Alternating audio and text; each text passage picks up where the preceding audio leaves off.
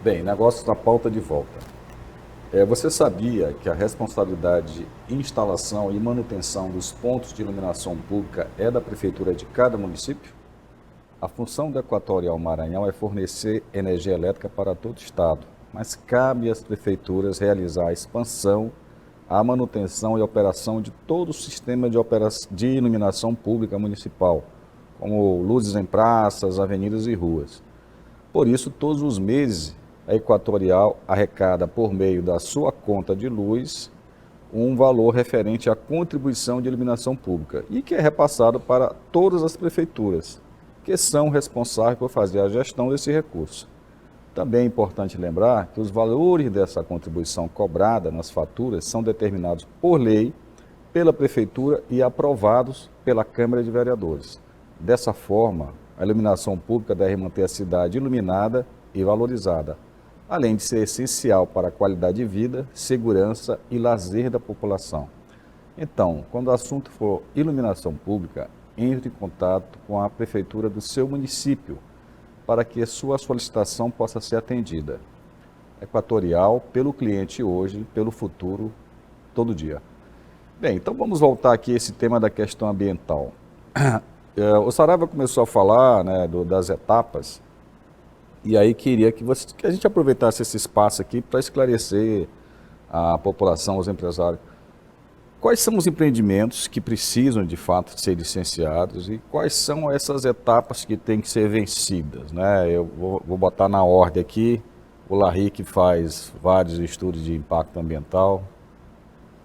Essa é uma dúvida muito recorrente, né, de muitos empreendedores. Mas está na lei, né? Está na lei. Na realidade, numa resolução do CONAMA, CONAMA 237, ela fala sobre isso, né? A CONAMA 01 de 86 também faz uma menção referente aos tipos de empreendimentos que dependem de determinados estudos, determinados procedimentos. Só que a questão do procedimento, o doutor pode contribuir até melhor, é que é uma resolução, ela não é uma lei. Então, resolução acaba tendo, não tem o mesmo peso que a lei, óbvio que ela tem lá, a partir do momento que ela está sendo... é flexível, né? Exato, exato. Esse é o ponto.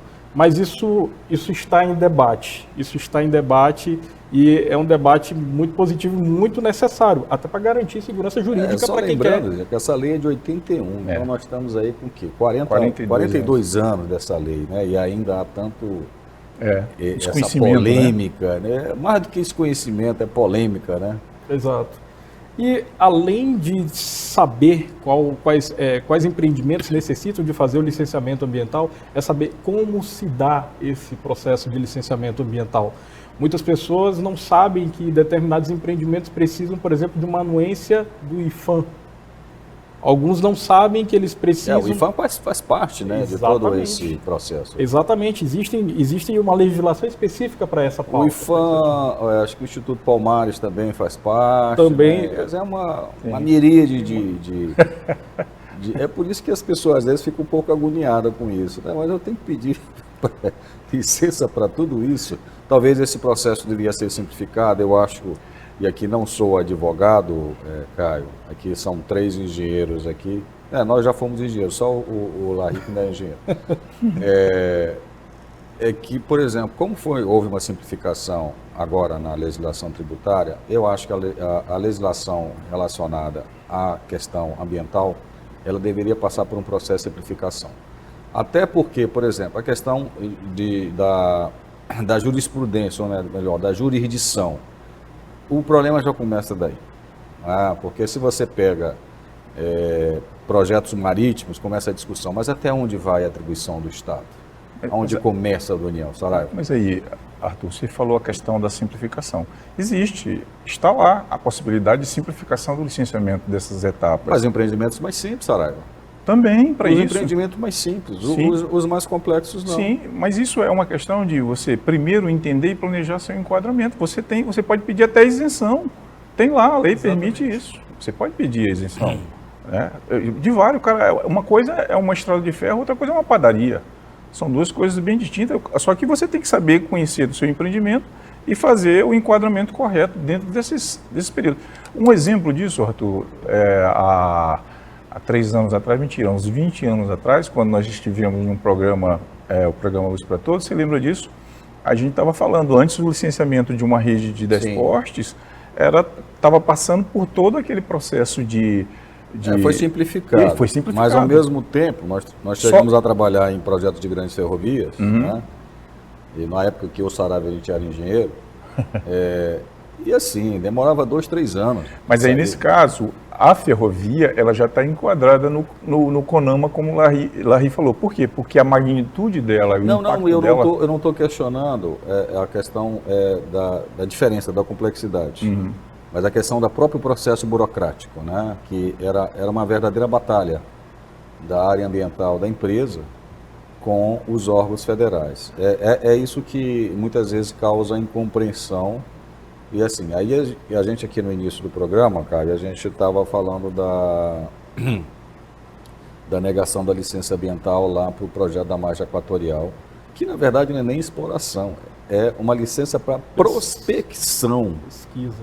Né? A 400 e tantos quilômetros da foz do Rio Amazonas, inventaram uma história que se tivesse um vazamento, iria afetar uma barreira de corais. Na verdade, até essa história da barreira de corais já sumiu.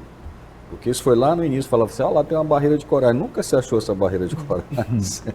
Mas enfim, tem uma questão ideológica também nisso aí, né? Talvez menos a nível municipal, estadual, mas muito a nível federal. Né? A nível municipal, Arthur, a gente tem tentado diariamente simplificar o máximo possível.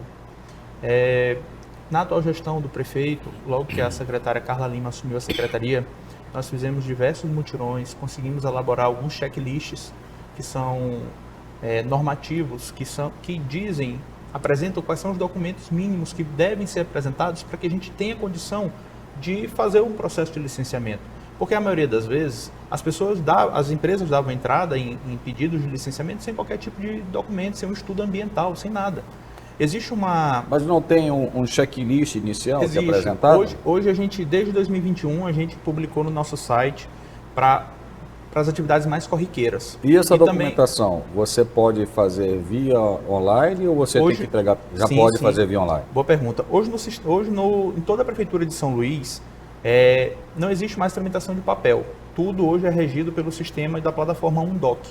Então as pessoas de casa, elas fazem o seu cadastro, elas entram com os seus pedidos, elas acompanham as movimentações do processo, elas fazem as juntadas dos processos. A única diferença é aqueles processos que antes de novembro de 2022 começaram fisicamente, eles estão tramitando de forma híbrida. Como é que funciona isso? Até o dia em que ainda se tramitava por meio de processo físico, por papel, existia o caderno processual. A partir do momento em que a gente instalou a plataforma Undoc, todos os processos viraram híbridos, ou seja, só tramita de forma eletrônica. E o processo se torna impessoal também, né? Exato. Você não tem tratativa, Exato. É um checklist, tem ou não tem. Exato.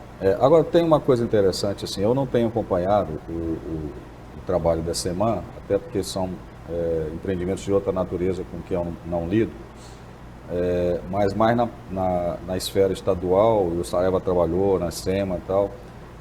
Tem que elogiar também o trabalho feito pelo atual secretário, né? Porque até a gestão anterior existiam montanhas de processos parados lá da SEMA, né? E agora parece que deu uma agilidade. Eu acredito que sim, principalmente pela questão desses programas hoje como o Sigla, são programas online, que você faz toda a tramitação. Em parte, eu acredito até que pela questão da pandemia, a pandemia veio também e acelerou esse processo de passagem. E principalmente também, é até um contrassenso, né? Quem fiscaliza o uso de recursos ainda usa papel, né? Fica meio, às vezes, até um pouco contrassenso você não ter um programa de zerar papel no seu processo. Sim. Até porque isso é ecológico. Isso é ecológico. Sobre isso, foi uma das metas do prefeito quando ele assumiu, e hoje toda a prefeitura ela é papel zero. Os alvarás, as licenças, as autorizações, tudo isso hoje é feito de forma eletrônica. Ela é expedida com cadeia de certificação. O que a gente sente falta às vezes, cara, nesses processos de digitalização, porque às vezes tem um caminho de uma forquilha, ou sim ou não, né? E às vezes você engata aí, eu estava até conversando com o Saraiva sobre isso, ele está lá no CREA hoje, e que você não tem para quem perguntar. E aí você tem que instalar um metaverso, uma coisa nesse sentido, né? Tipo um chat para você estar tirando dúvidas. Tipo, não sei se na prefeitura já tem isso. Já tem? Sobre a questão da tramitação em si, a gente tem os canais de ouvidoria, todos os setores da Secretaria de Meio Ambiente hoje, elas possuem um canal corporativo de telefone e de e-mail, estão publicados no site, funcionam em tempo integral. E as próprias pessoas, quando se cadastram pela plataforma Undoc, elas podem, a qualquer momento, juntar documentos e solicitar pedidos. Então, elas podem perguntar quando vai ser feita a vistoria, elas podem acompanhar quando for designado o analista para ir até o local. Então, existe uma transparência 100% hoje. As pessoas não precisam estar na secretaria para solicitar providências. Elas têm o contato dos corporativos, elas têm os contatos por e-mail de todos os setores. Então isso facilita muito, porque a pessoa de casa, ela entra no site, ela olha onde está o processo dela e ela entra em contato direto com o setor. Ela não precisa mais ficar indo ao protocolo, perguntando se a pessoa está, se pode atender. A gente hoje, todos os setores, eles fazem atendimento, a maioria das vezes por agendamento, porque é muita demanda, mas a secretaria funciona regularmente e a gente tem buscado essa desburocratização. Para vocês terem uma ideia, esse ano ainda foi feito o decreto-lei municipal que envolve a questão das antenas 5G.